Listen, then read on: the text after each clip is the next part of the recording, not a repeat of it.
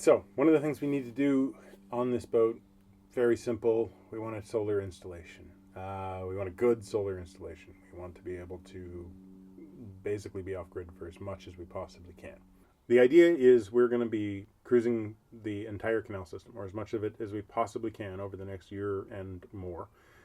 And we want to be very self-sufficient. Ideally, we'd be able to go up to a week during the summertime without having to actually run the engine. We will be cruising, so we will be running the engine, but we don't want to have to go, oh yeah, every 4 days I've got to power up and move somewhere. I know the basic advice, do the power audit and kind of do the math, and I've sort of done that, and that's what's gotten me to 250 to somewhere around 400 based on efficiency.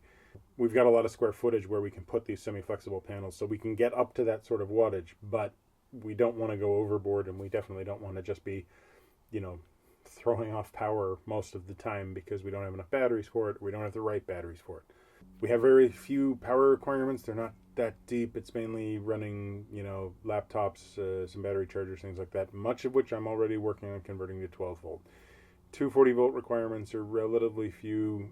We may add a washing machine at some point. We already have a 3 kilowatt inverter. It seems to be somewhat inefficient. We might be adding another small inverter to power some dedicated plugs that'll do computer equipment, monitor, things like that. So I think we got a pretty good handle on most of the electrical issues. But solar, would love to know what your setups are, especially if you've used semi-flexible panels. Who made your semi-flexible panels? How happy you are with the semi-flexible panels? How hard they were to install.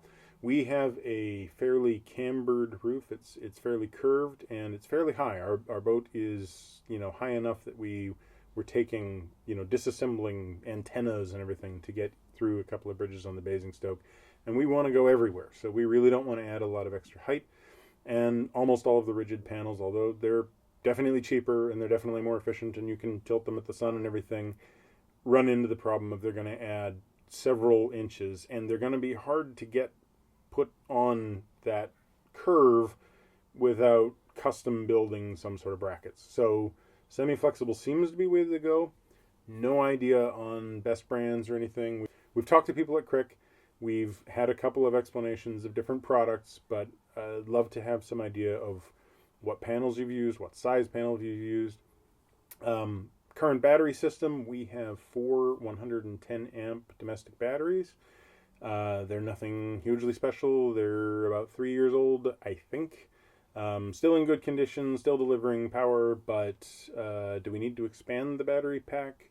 I think we could be self-sufficient for the vast majority of what we do for maybe as low as 250 watts, with good efficiency panels. I think we might have to go up to, say 400 watts, but I'd just love to know, what's your experience? Good controllers, good companies. If you've got a company that you worked with and they just gave you a great experience, especially if they actually did installation. I'm okay with doing some DIY. I'm okay with doing installation, but it would be great to have somebody who could either do it for us, or failing that, give me really good advice on exactly how to do everything. What sort of glues to use, how to place them, how long they need to be placed, what. So basically that's it.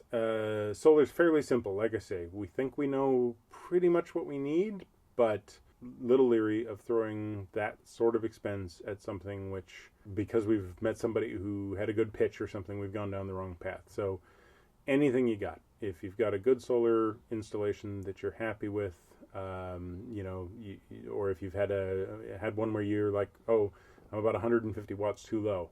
Why? What is it you're doing? It'd just be great to have some more experience from anybody who's been using 12 volt and 240 volt power systems off the grid and really needs, the same sort of setup as us. That'd be it.